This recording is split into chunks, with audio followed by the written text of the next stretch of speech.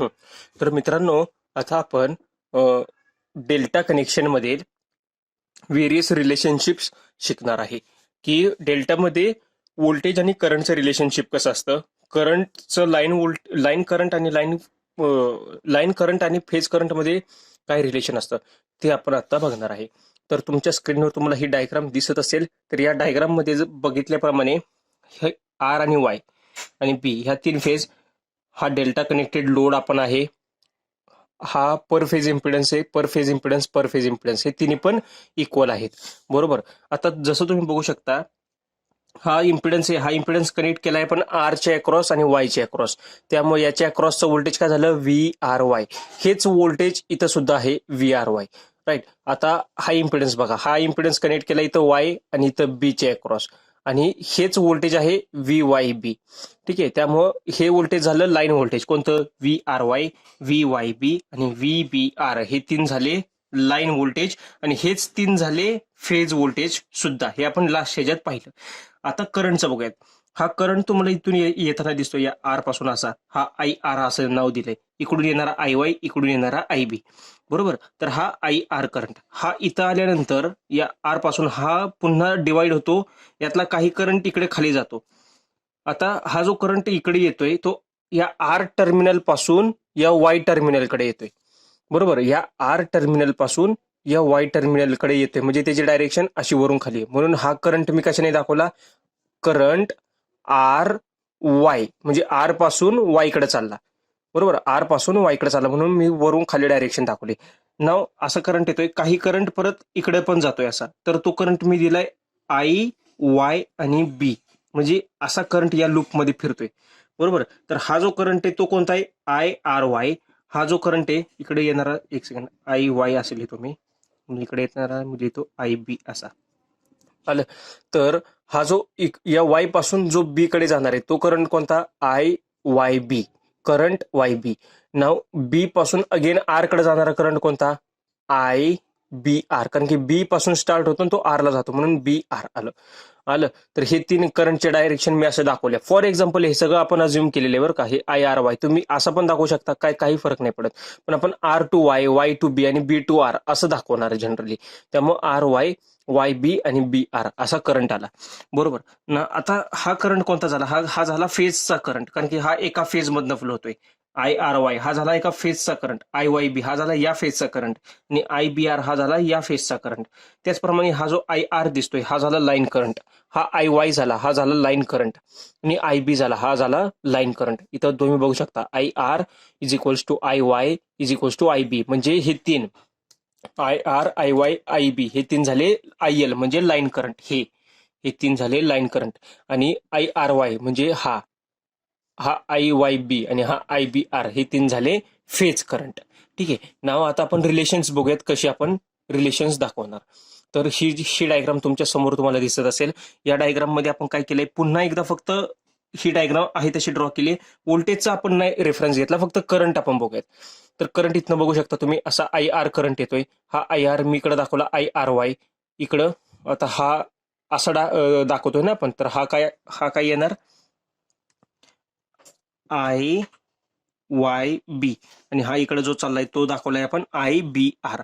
ठीक आहे. तर इकडं आय आर येतोय, इकडनं येणारा आय वाय आणि असा येणारा आय बी.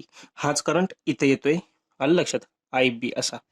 नाव आता आपण काय केलं, हा जो आर आहे, आर पॉइंट, हा जो आर नोड आहे, बरोबर ना, या आर नोडला मी केसीएल अप्लाय केला. Apply KCL at node R. What we will get, आपल्याला काय मिळेल, जर या पॉइंटला जर आरला जर केसीएल अप्लाय केल्यानंतर काय इक्वेशन कसं येणार, आय आर इनकमिंग करंट कोणता आहे, आय आर, आणि हा I B R is equals to outgoing current. Outgoing current काय, I R Y, I R Y. ठीक आहे. हा झाला आउटगोईंग करंट. नाव आता मला यातून आय आरचं इक्वेशन लिहायचंय. मग आय आर काय येणार, मग I R is equals to I R Y minus I B R. ठीक आहे. हे इक्वेशन झालं. राईट. हे आय आय आर म्हणजे लाईन करंटचं इक्वेशन आपण हे काढलं. हे इक्वेशन आपल्याला फेजरमध्ये यूज करणार आहे म्हणून मी त्याला हे करतोय, बॉक्स केलाय. हे एक्झाम मध्ये वगैरे विचारत नाही. हे फेजर डायग्राम कसे आपण ड्रॉ करणार आहे ते तुम्हाला मी सांगतोय. बरं, आता हे I R is equals to I R Y minus I B R, हे फक्त काय केलं आपण, हा इकडे घेतला त्यामुळे निगेटिव्ह झाला. सिमिलरली आता मी नोड अनालिसिस यूज करणार ऍट वाय पॉइंटला. जर मी नोड अनालिसिस केलं किंवा केसीएल जर मी लावला, तर केसीएल नुसार इनकमिंग करंट कोणता आहे, हा इनकमिंग करंट आय वाय दिसतोय. बरोबर, अजून कोणता आहे, हा आय आर वाय. बघा, हा आय आर वाय असा इथं येतोय, म्हणजे हा. बरोबर, हा I R Y, I Y आणि आय आर वाय हे दोन इनकमिंग आहेत आणि आउटगोईंग करंट कुठला, आय वाय बी. म्हणून आता ह्याचं पुन्हा एकदा इक्वेशन कसं, I Y plus I R Y is equals to I Y B. ठीक आहे, हे जस्ट आपण केसीएलचे इक्वेशन लिहिलेत बस, बाकी यामध्ये काहीच केलेलं नाहीये. आता त्यावरून आपण आय वायचं इक्वेशन लिहिणार. What is equation for I Y is equals to I Y B minus I R Y. आलं इक्वेशन हे. नाव आता मी पुन्हा एकदा मी आता बी ला केसीएल अप्लाय केला. जर बी ला केसीएल अप्लाय केला तर इनकमिंग करंट कोणता, हा आय बी इकडे, हा आय वाय बी असा इथे येतोय, आय वाय बी, आणि हा करंट बाहेर चालला इकडं आय बी आर ला. म्हणून incoming is equals to outgoing, outgoing is I B R. मग I B is equals to I B R minus I Y B. ठीक आहे, तर हे मला 3 इक्वेशन मिळाले रिस्पेक्टिव्हली. कशासाठी, की मला हे लाईन करंटचे इक्वेशन मिळाले. हे 3 इक्वेशन मला कशाचे मिळाले, लाईन करंटचे मला हे 3 इक्वेशन मिळाले. आता मी या इक्वेशनचा यूज करणार आहे फेजर डायग्राम ड्रॉ करण्यासाठी. तर हे 3 इक्वेशन मी पुन्हा एकदा इथे लिहिलेले आहेत. आता आपण जे पाहिले ते काय, I R is equals to I R Y minus I B R, I Y is equals to I Y B minus I R Y, and I B is equals to I B R minus I Y B. हे 3 equation मी आहे तसे पुन्हा एकदा लिहिले. ना आता आपण phasor diagram draw करूयात. ठीक आहे, आता आपण काय करूयात, फेजर डायग्राम. आता फेजर डायग्राम ड्रॉ करताना पहिल्यांदा मी काय केलं, फेज करंट आता मी रेफरन्स ऍक्सिसला घेतो. की पहिली मी आता इथून हा एक पॉईंट कन्सिडर केला, या पॉईंट पासून एक मी आडवी हॉरिझॉन्टल लाईन ड्रॉ केली, आय आर वाय हा फेजर मी इथं ड्रॉ केला, आय आर वाय. ठीक आहे, हा हॉरिझॉन्टल फेजर मी ड्रॉ केला. आता मी काय केलं, की मला एवढं माहिती की 120 डिग्रीची फेज शिफ्ट असते आय आर वाय म्हणजे फेज करंटमध्ये. बरं का, आता फेज करंटमध्ये असा दुसरा करंट आला 120 डिग्रीची फेज शिफ्ट लॅगिंगला, अगेन हा वरती एक असा 120 डिग्री लीड आला तो आय आर वायला. तर हा आपण स्टारच आठवतोय, आपण काय लिहिलं होतं, व्ही आर एन. बरोबर, with respect to neutral voltage लिहिलं होतं आणि फेज मधलं व्होल्टेज घेतलेलं. मग डेल्टामध्ये आपण डायग्राम ड्रॉ करताना फेज मधला करंट घेणार. मग फेज मधला करंट काय, आय आर वाय. सिमिलरली दुसरा करंट काय असतो, आय वाय बी, आणि तिसरा करंट काय फेज मधला, की तो आय बी आर. हे 3 फेज मधले करंट झाले डेल्टा मधले. नाव आता आपण काय करणार, की हे तर 3 झाले. आता मला हे 3 इक्वेशनचा मला यूज करायचंय फेजर डायग्राम ड्रॉ करण्यासाठी. मला या फेजर डायग्राम मधून आय आर, आय वाय आणि आय बी काढायचंय.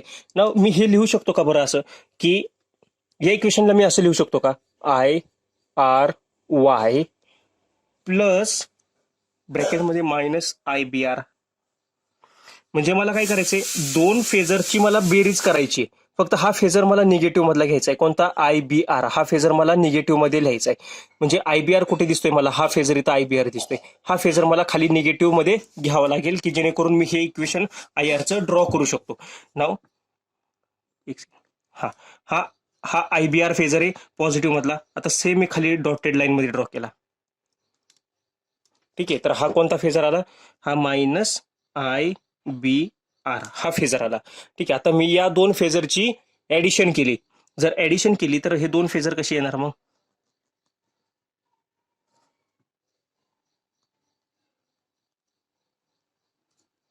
हा पॉइंट एक मला मिळाला आणि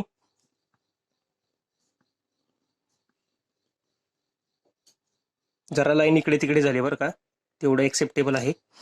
आता हा एक पॉइंट आला, हा पॉईंट मला मिळाला. तर हा पॉईंट कोणता आला? या दोघांची फेजर ऍडिशन म्हणजेच कोणता पॉईंट आला? आय आरचा. म्हणून हा पॉईंट आला आय आर. बरोबर.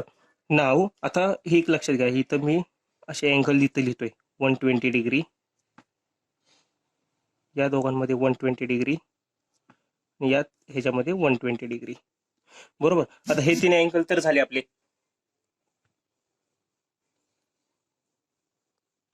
आता मला हा आय आरचा एक फेजर मिळाला. नाव सिमिलरली मला आय वाय फेजर काढायचा आहे. तर अगेन मी या इक्वेशनला कसं लिहिणार? तर या इक्वेशनला मी आय वाय बी प्लस, आता इन ब्रॅकेट मी हा phasor minus I R Y असा आहे तसा लिहिला आहे ना. बरोबर. म्हणजे हा आय वाय बीचा फेजर मला हवाय आणि जो आय आर वायचा फेजर आहे ना तो मला निगेटिव्ह मध्ये हवाय. तर निगेटिव्ह मध्ये घेण्यासाठी हा आय आर वायचा फेजर मला निगेटिव्ह घेण्यासाठी इक्वल मॅग्निट्यूडचा फक्त अपोजिट डायरेक्शनला मला ड्रॉ करायचा आहे. तर हा equal in magnitude but opposite in direction आला हा फेजर कोणता आला? Minus I R Y. तर मी हा मायनस आय आर वाय आणि आय वाय बी या दोघांमध्ये मला फेजर ऍडिशन ड्रॉ करायची. तर मी कशी केली ही?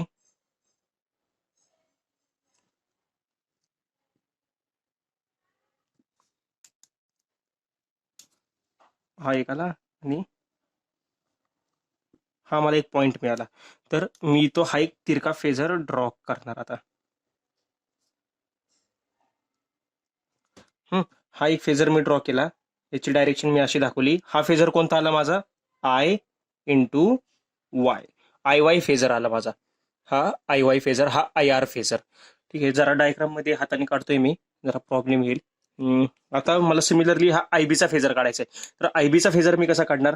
I B R as it is plus हा I B R as it is आणि हा minus I Y B, minus I Y B हे असा मायनस आय वाय बी. तर आता आपल्याला आय वाय बीचा फेजर निगेटिव्ह मध्ये काढायचा. हा पॉझिटिव्ह आय वाय बी, तर निगेटिव्ह वरती येणार असा.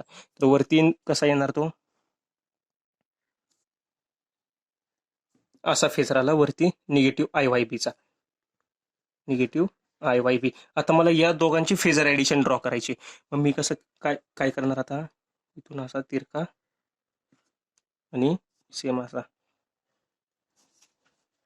मला हा पॉइंट एक मिळाला. आता मी